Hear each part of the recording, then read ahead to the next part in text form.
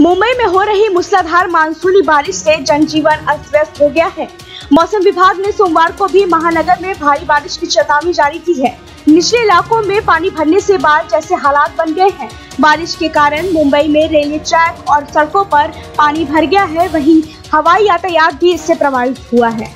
मौसम विभाग ने मुंबई में 3 से 5 जुलाई के बीच बाढ़ जैसी स्थिति बनने की आशंका जताई है। अनुमान है कि इस दौरान महानगर और आसपास के इलाकों में एक दिन में 200 मिलीमीटर या उससे भी अधिक वर्षा रिकॉर्ड की जा सकती है।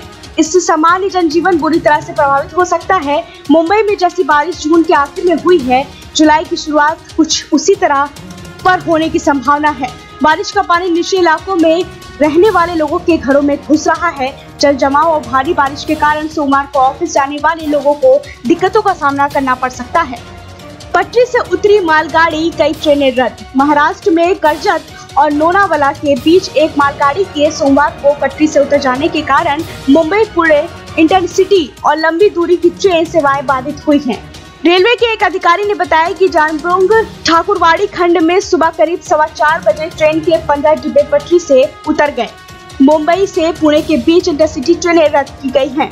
लंबी दूरी की कुछ ट्रेनों के मार्ग में परिवर्तन किया गया है और उन्हें इगतपुरी की ओर से भेजा गया है। पटरी से उतरे डिब्बों को हटाने का काम जारी है। मध्य रेलवे के मुख्य जनसंपर्क अधिकारी सुनील उदासी ने बताया कि मुंबई बेंगलुरु उद्यान express, Ahmedabad Kolhapur express, Ahmedabad Pune Duronto express और इंदौर पुणे एक्सप्रेस जैसी लंबी दूरी की ट्रेनों के मार्ग में परिवर्तन किया गया है और उन्हें कल्याण इगतपुरी मनमाड के रास्ते भेजा गया है, जबकि Santragachi Pune Humsafar express, Hazur Sahib Nanded Pune express, Kolhapur Mumbai Koyna express समेत कई ट्रेन बीच मार्ग में ही रोक दी गई है।